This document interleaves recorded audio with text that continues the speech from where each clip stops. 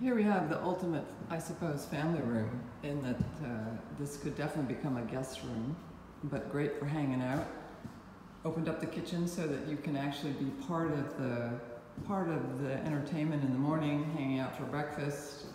We really have what is the equivalent of a whole kitchen table there, seated on both sides. Ample closet space there, and this is the 65-inch TV that swivels out. Great facing north view of the park. I think that what's lovely is we have here one of the throwbacks to the original pre-war, done with ceramic and large basket weave tile and a console. That was the most difficult thing to put in because it just, coming from a big box store, was really difficult.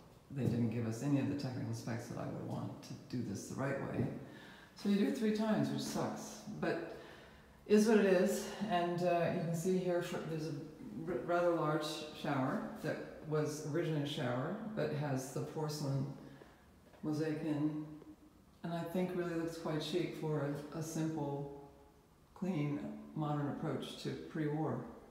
Love the casings in this space that we did the trim and all the molding is absolutely spectacular. So, ciao for now.